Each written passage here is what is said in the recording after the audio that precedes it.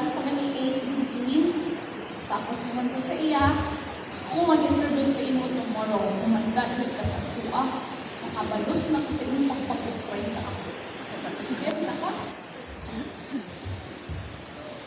I-offer ko niya gabi, ba't kayo ka sa kuha tomorrow? Anyway, so distinguished guests, esteemed faculty members, staff, and reps of the university, officials of the university, proud parents, and most importantly, the private graduating class and awardees. A pleasant rainy afternoon to you all. So today, we stand at the threshold of a beautiful transition and to offer words of guidance, resilience. To offer words of guidance, resilience, and inspiration, we are privileged to have with us today as our speaker, whose own journey exemplifies a sharp mind with an unconventional insight, adaptability, and unwavering commitment to public service and justice.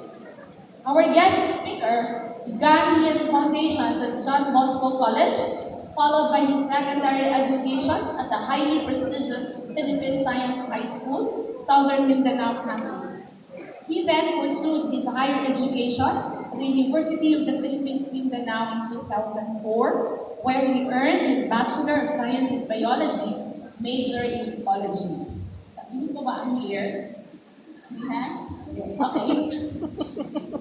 Now, some of you might not know this, but our speaker was actually one of 7 freshman male students at CSM at that time, whom we fondly nicknamed the GMOs or hybrid. We call them that because they were noticeably tall students.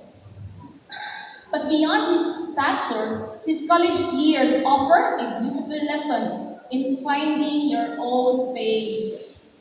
Coming from the intense academic environment of Philippine science, he entered UP carrying the distinct vibe of an intelligent student, but savoring the independence of college life. He was walking entirely to the beat of his own drum.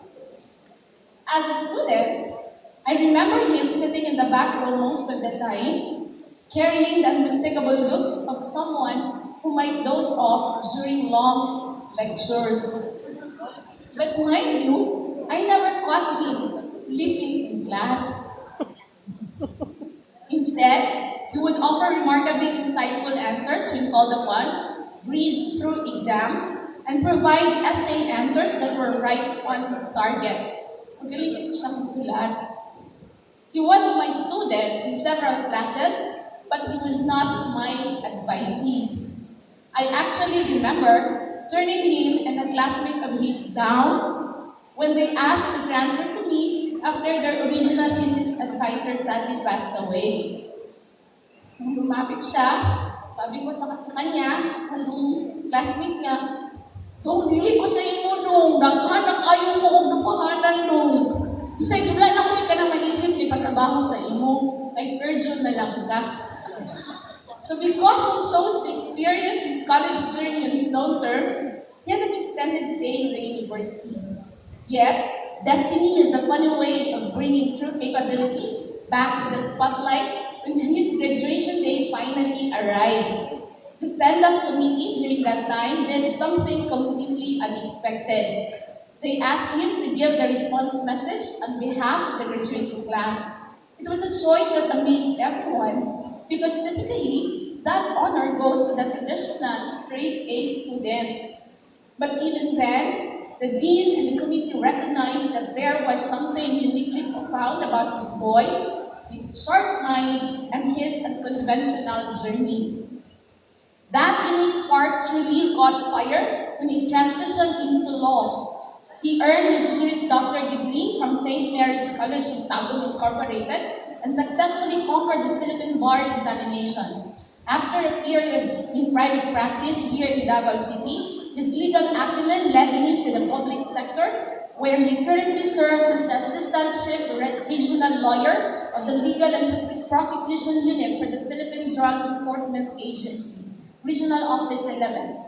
For over 3 years with PIDEA, He has actively advised operations across all provinces under Region 11. In helping agents on the ground, his mission has never been just about securing convictions, but about ensuring that legal protocols and safeguards are strictly followed.